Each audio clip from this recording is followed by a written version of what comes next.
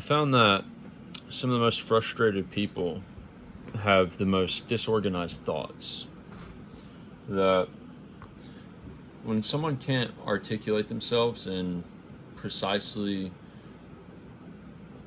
or say what they want, that they become very frustrated, almost as if they don't have the vocabulary to be able to actually say the things that they want to say and to express the things that they're feeling.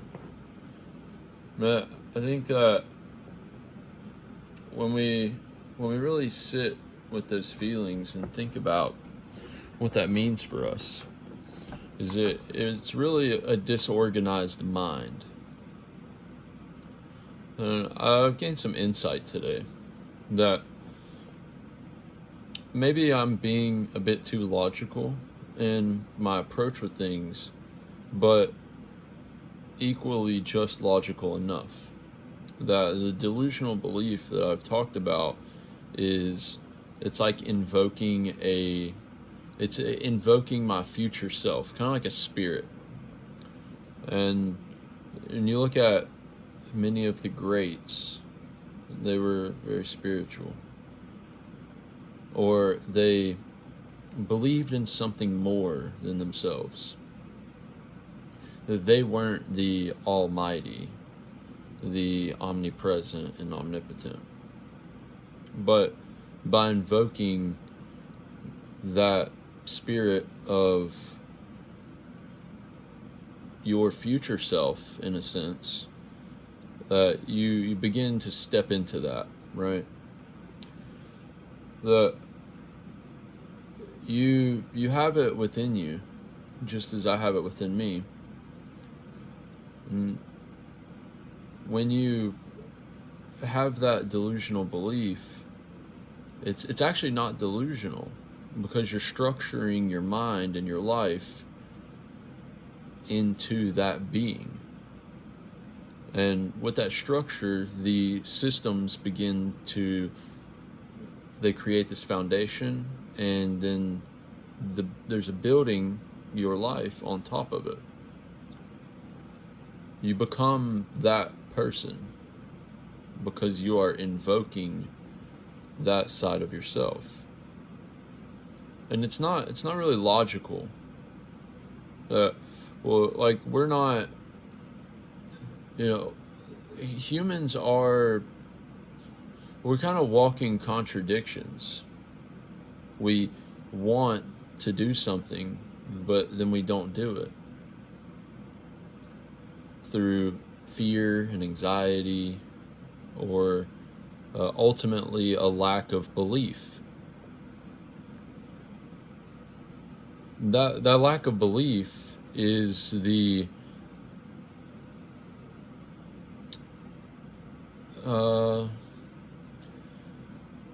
it's the contradictory part.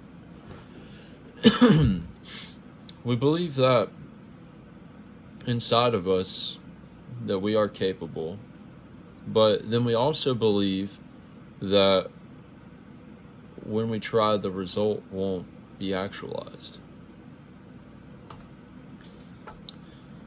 Now, when you're detached from the outcome and your belief is coming from somewhere else outside of the outcome of every action, then it doesn't matter if you fail, because that just means you're one step closer. And in the pursuit of those successes and those connections that you want to create, you begin to gather data, and the data may show you and explain to you that the logical side is correct, but it's actually just helping you reach a next point, right? If you try an experiment one time and it fails, and then you never try it again, then you didn't learn from that experiment. But when you continue to try over and over with different approaches, then you're testing. You become like a scientist. So when we operate with that, when we invoke that higher side of ourselves and truly believe that it is possible, but we're detached from the day-to-day outcomes, then we gather data on how to best optimize towards the results that we seek. The unorganized mind isn't capable of this, because it's almost like the logic side of every thought and rising emotion takes over, and it doesn't use that fear or anxiety as a data point to be able to adjust the experiment. Though the outcome that you are afraid of may happen, it gets you a little bit closer every time to the end result that you're seeking. And in the sense, think of it like dating. Well, if you're afraid of rejection and you never try the experiment, then you'll never get the end result. But with each rejection, then that gives you a data point to finding the outcome that you desire. So if we don't just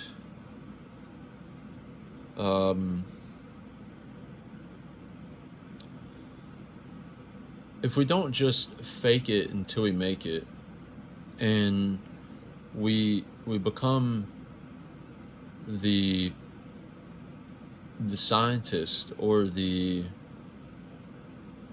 tester gathering data, and you don't believe that things are just going to happen, that you do have to run these experiments and find that end result that you seek, then you get to become, or you're on your way to being the person, the spirit that you're invoking in yourself. If we kind of look at the logic side of our mind and take all of those data points that we arrive at through logic and kind of treat them like a counsel, and you can take the fear and the anxiety and accept both of them for what they are, but then lead them in a way to a data point, to achieving a result, then they actually work in your favor instead of submitting to them. And the frustrated person, they don't look at those emotions or data points. They don't look at the logic as a tool. That, our ancestors conquered many things, and our nervous systems are wired to protect ourselves from danger. When we look at everything as when we look at each one of those things, and we're just motivated by the single data point instead of trying to lead them into an experiment, then we're not the scientist, we are the subject. We don't actually end up kind of creating. But if you know that each and everything that happens, you there will be a positive outcome. Rejection or the fear or the anxiety of doing that experiment, it may be a little bit scary, but if you take the scary feeling and lead it into,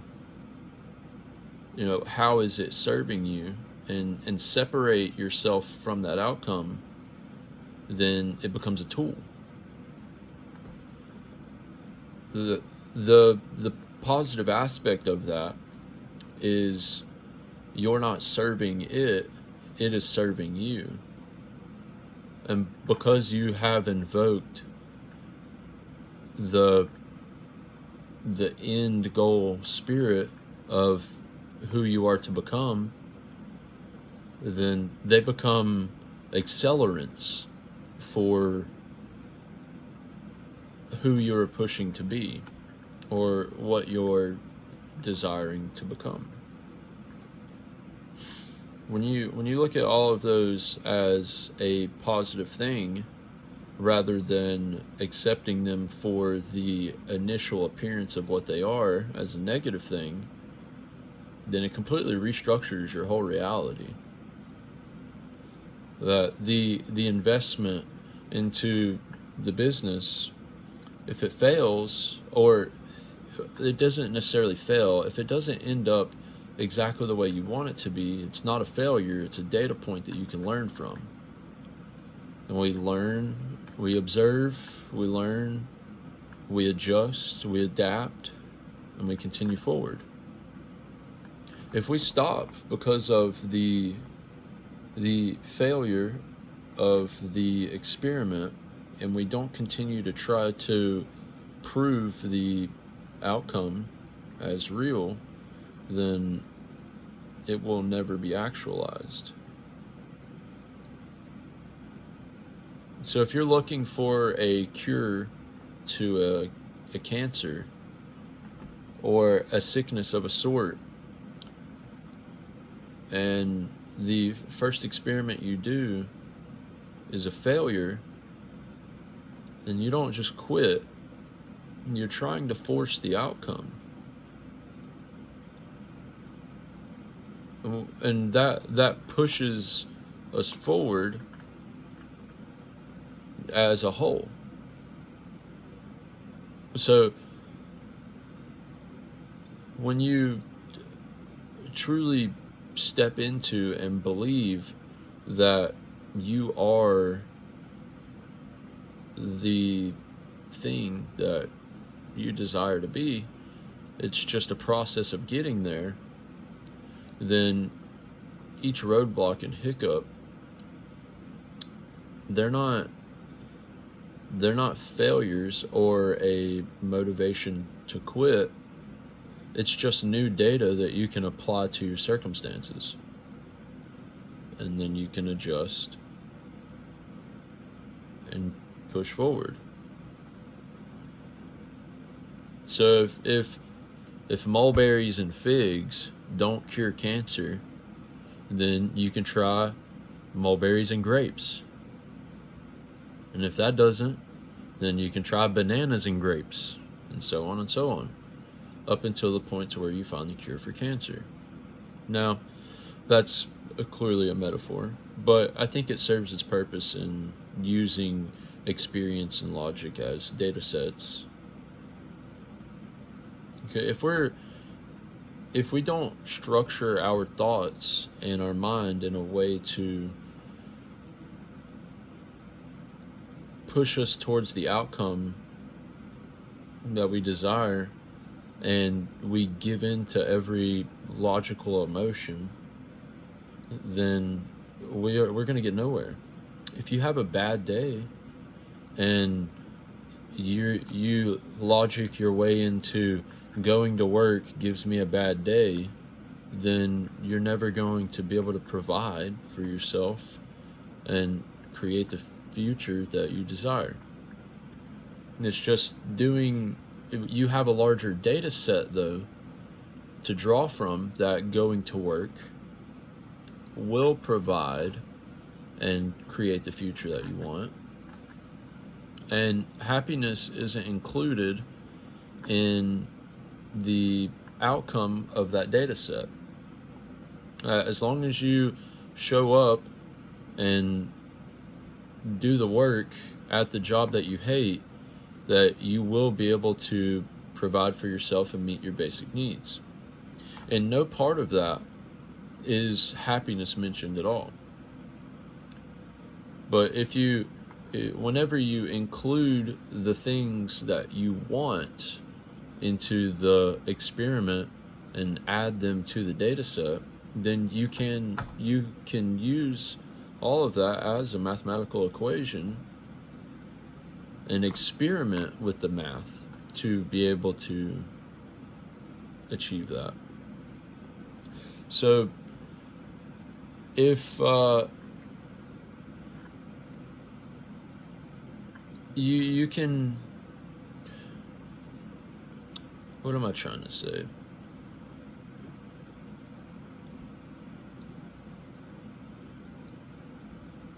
It's when you truly ask yourself what it is that you want and believe that there is an equation to reaching that point, then you can reverse engineer that equation to achieve the result you're looking for.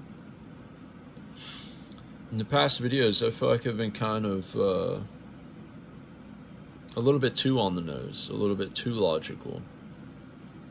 I haven't left room for a spiritual sense in it, I guess.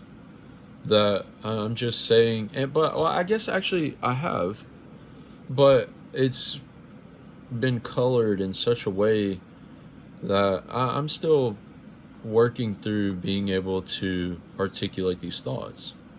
And I've said exactly what I wanted to say. I'm not the frustrated person, but I'm in the act of organizing my mind. Even though as time goes on, I may not necessarily agree with some of the things I've said, I'm doing the equations to get to the end goal that I'm trying to create. And what I have essentially spoken on is I am invoking the future self that I want to be. Like I've said in the past, I am already living my dream. It's just not to the magnitude that I desire it to be.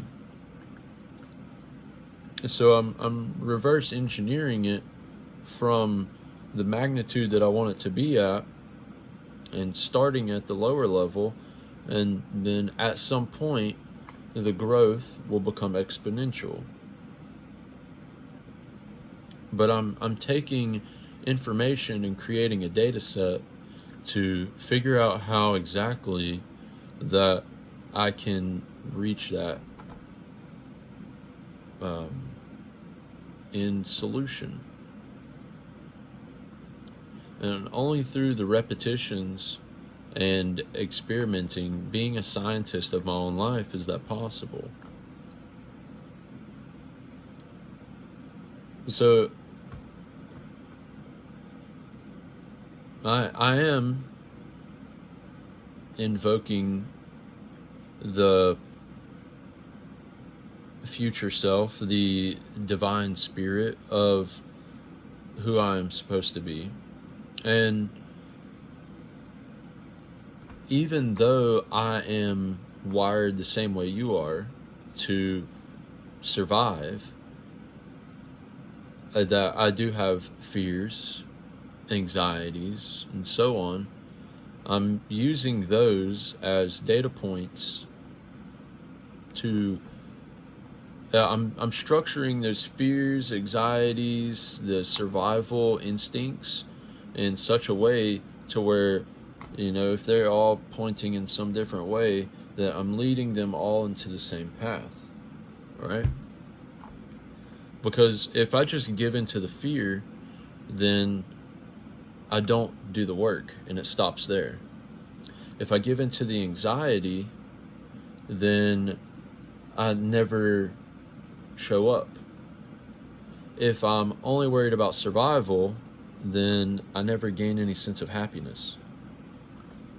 Because the survival can be achieved without being happy. Right? Many men live quiet lives of desperation. And I'm sure as a parent that I am not a quiet person. I know exactly what I want and where I'm going. And I'm pushing energy out there to you all to hopefully inspire you to figure out exactly what it is that you want as your end goal and pursue that thing. And through these thought experiments, these conversations, and exposure to results, I will then achieve that as you will too. So whatever it is that you desire, begin the reverse engineering process to be able to stack data and achieve that end goal. Invoke the spirit of your future self, of the person that has achieved everything it is that you want, and become that. And become that through data. Just like I've said before, if you want to become the person that is a professional musician, a world-class musician, but all you do is play video games, then that should be a data point that playing video games doesn't help you learn to be a world-class musician. So we take away from that. We stop doing that, and then if making food isn't helping you become a world-class musician, then we take away from that. We don't do that. If playing golf is something else that you think might help you become a world-class musician, and that's not helping you, then we stop that. If hanging out at the Guitar Center and meeting people that have experience in playing music is helping get you the exposure to other musicians, which may help you meet people that can teach you things about being a musician, and then you find a mentor that can truly help you learn, then you are on your way to being a world-class musician. The difference is how you're applying yourself and in the ways that you're showing up. I think I've got my point across, that being too logical about just doing the hard work, and actually I don't know, I think I have been on the nose for what I'm saying, but in a very muddied way.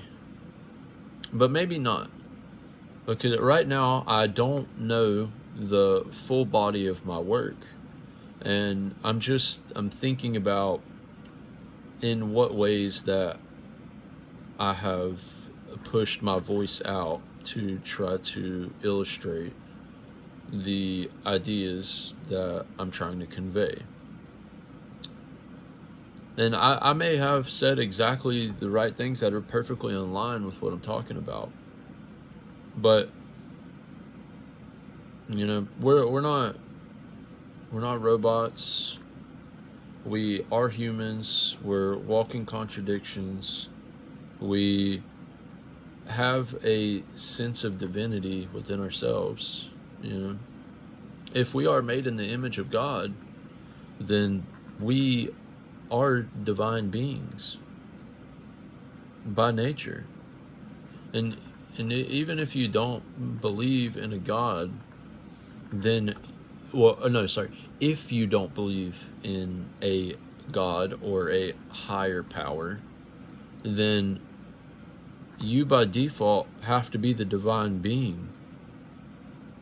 If you don't believe in an afterlife, then you're only here for self-indulgent pleasures. And each of those points all should push you to doing the absolute best and being the absolute best at what it is that you do.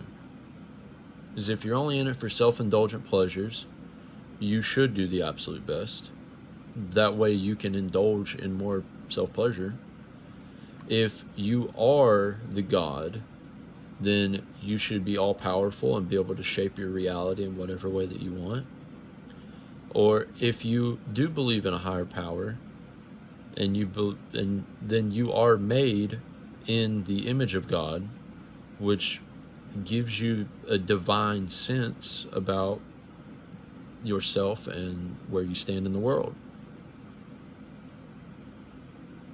And all of those push you in the give you an upward trajectory. The only difference is whether or not you show up to complete those tasks. If you do the experiments and push yourself to that positive thing, you should be able to make a positive assessment, or you should be able to change every perspective and every situation into a positive thing. Even having an enemy should be a positive thing, because they bring out the best in you. Failing at an experiment should be a positive thing, because it gives you another data point to push you in the direction to the final outcome. And your successes are obviously positive. And even if it's not a failure, it's a bad thing that happened, a perceived bad thing, then that's also another data point for you to avoid the thing that was perceived as bad. That way it doesn't happen again. Those are all positive things. We have to suffer sometimes, but that suffering is good, because it should push you in a way that helps you achieve the exact thing that you desire.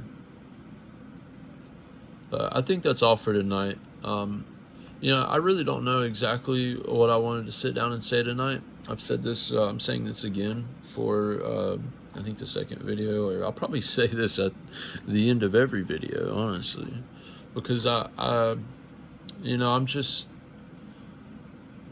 trying to figure it out as I go. There will be some days that I have a conviction on the things that I want to talk about, and it's just gonna click and fly.